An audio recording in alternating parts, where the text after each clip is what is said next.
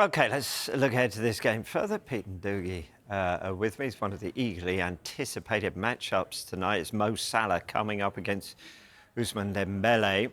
How are the two comparing? Well, two incredible individual seasons within teams having very good seasons, because PSG, like Liverpool, are 13 points clear at top of Ligue 1, and both sides vying for this Champions League that they're so desperate to get hold of. But look at these individual performances across all competitions this season.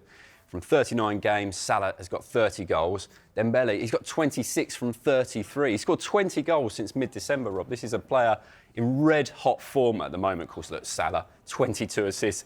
He beats Dembele by some margin in that creativity regard, but in terms of the shots and the chances they're creating, there's no doubt these are the two men that each opposing manager will be thinking about how can they stop tonight, because they surely will have a big bearing on which of these sides goes through to the next round. It's incredible numbers there, especially in that time frame that you mentioned. So what's clicking for him? Well, yeah, as Peter says, 18 goals this calendar year, equalling Messi's record. Absolutely phenomenal in 2025, as this graphic shows. Salah has been in fantastic form throughout the entire season, probably the Ballon d'Or favourite, but the form player in the world right now is Ousmane Dembele. 12 games, 17 goals, 7 more than Salah, who's played 1 more game as well. That's not meaning to anger Liverpool fans. Salah's still been excellent, but Dembele is the form player in the world. And I think it's an interesting sort of moment for him, obviously. You know, he came through at Rennes, he only had a season there, went to Dortmund, only had 1 season playing under Thomas Tuchel before he becomes an €100 million player at Barcelona. Slightly struggles with his mentality, maybe. There were some reports about him going to bed very late, that he loved gaming. He had a lot of injury issues as well. Maybe he wasn't quite as professional as he could have been. Missed over 100 games there. But even in his first year at PSG last year, he scored just 3 league goals. And this year, he's already on 18 goals in the league. That's the most in Ligue 1. And I think it comes from a number of factors. Firstly, he's played a lot more centrally this season under Luis Enrique. Gonzalo Ramos and Kolo Muani, who's now at Juventus, have not really been utilised by Luis Enrique in that number 9 slot.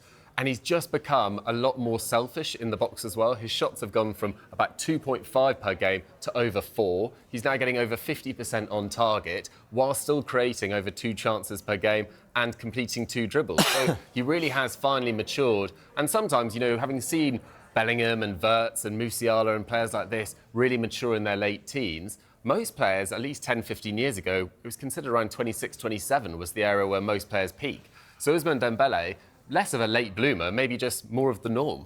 Oh, I like that thinking. A couple of goals in the last couple of games for Dominic Szoboszlai. Pete, what have you found around him? Yeah, increasingly important player for Liverpool, Szoboszlai. Look, from the first time he arrived at the club, he's been praised for his running on the ball, his pressing, what he can deliver. I remember speaking to Jurgen Klopp very early on. He spoke about fantastic shot he's got on him from long range. But this man, Arne Slot, challenged him at the end of September and said, yes, we love everything that Szoboszlai brings to the team, but we need to see more end product. We need to see more goals. Now, look, let's go from before and after the November international break, because it looks like Szoboszlai has listened to those demands and delivered. Because in the 16 games before the November international break, just 1 goal from him for Liverpool this season. But then in the 20 games since, 6 goals scored. His assists are up as well since that November international break. And just generally, we can see quite markedly, really, his attacking output has increased across those per 90 stats, just showing that this is a player now operating in almost a number 10 role for Liverpool in their attack, is finding a way to get into the box and find dangerous positions like he did at the weekend to turn in his goal there. He's played almost like a false 9 against Man City, a quite unusual formation that Arne Slot set up with there. But Szoboszlai, wherever he is on the pitch, wherever he's being deployed, is finding a way to be much more threatening around the box than perhaps he wasn't previously, and becoming a much more complete player because of it. He looks quite pleased with those. Yeah, well, doesn't he? Rightly so. He does. He's just giving it. Yep. PSG spent big. Kavica Kvaratskhelia in January. He was a name that was linked to the Premier League, including with Liverpool. What can you tell us about him, Doogie?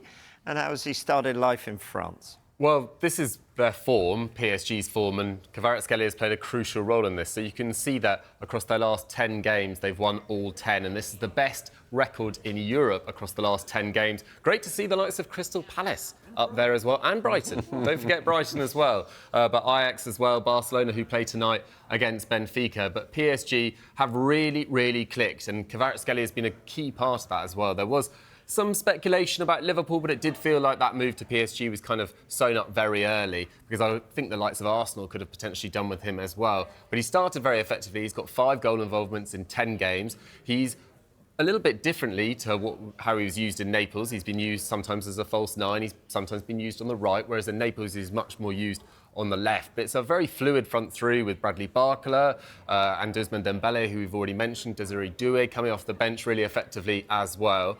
And his output hasn't taken any step back despite the, well, not necessarily step up in quality, because Serie A is a very competitive league, but the step up in intrigue, let's say. Because last year in the Champions League, he largely struggled, to be honest, and the Napoli side that really struggled to replicate their league-winning form the year before. They eventually finished 10th.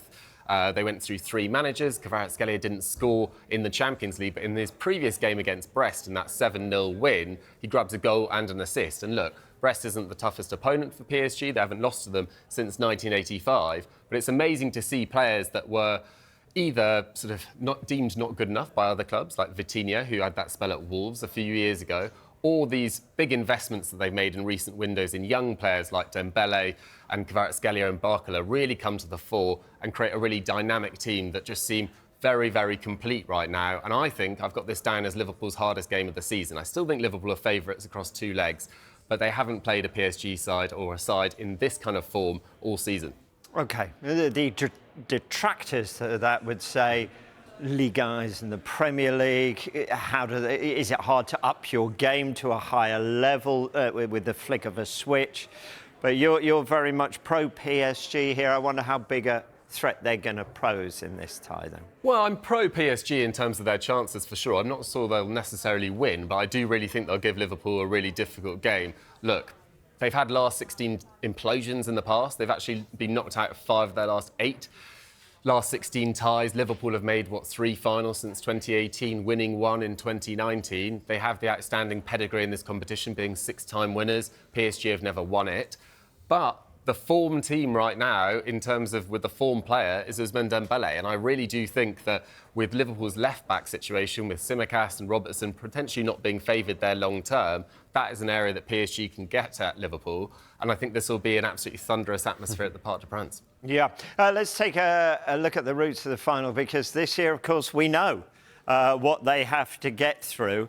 And I'm hearing you saying that this could be the toughest one for them this season. Is it the toughest one on the route to the final if Real Madrid or Arsenal get through above them? How's it looking? Well, it's going to be a blockbuster semi-final, isn't it? You'd say if one of these sides get through and then meet a Real Madrid, obviously leading Atletico Madrid 2-1, Arsenal pretty much home and hosed into the quarterfinals themselves. It's interesting that teams can see what's coming up as well, because Club Brugge and Aston Villa know that they have a very daunting quarter-final, whichever of these sides gets through. And I'm like Dougie, I think this is going to be an absolute blockbuster game, a real fantastic tie across 2 legs here. And hard to call, because I think PSG are quite transformed really from the side earlier on in the Champions League, who were pretty unconvincing, I thought, at Arsenal, at the Emirates. But then the team that went on and smashed Man City in the second half of that game in Paris, much better from them, and perhaps a side peaking at the right time. We've seen Dembele's numbers, and maybe just things are pointing in the right direction for PSG to hit Liverpool at this stage. But it's going to be a fantastic tie, I think. OK, let's take a look at Opta's predictions too then. Is this how you both see it for Liverpool? Yeah, I think it probably is fair enough. Chance of winning overall this is before last night's game. So Liverpool, the favourites, 19.2%. I think that's potentially a little bit generous, given the fact that they do have to play 15-time champions Real Madrid potentially in a semi-final. They also need to get past the PSG side that are completely rampant. On the other side of the draw, Barcelona have Benfica. They then got Dortmund or potentially Lille to get to a semi-final. So they've got an easier run to it. I think what I'd most like to see is an El Clasico final, to be totally honest. I think Barcelona, Real Madrid, the narrative on that would be absolutely exceptional. You know, Barcelona haven't won a Champions League since 2015, so it'd be 10 years since then. Real Madrid have won 6 the last 11, but have conceded 9 goals in 2 games to Barcelona this season. So for me, that would be the best tie possible. But from an English perspective, Liverpool the clear favourites out of Arsenal and Aston Villa. I'm sure Villa fans would be giving themselves a bit more than 0.9% of a chance. Well, it's better to have 0.9 than 0. Well, that's true. Let's go there. And we've just got to point out that Real Madrid figure is because it's based over this season's performances in the Champions League, where they obviously kind of stuttered a little in that sort of Seen them table. turn up a lot of times. Do we call that a group stage or a table stage? phase. The league phase. League yeah. phase. There we go. All right, so that's that.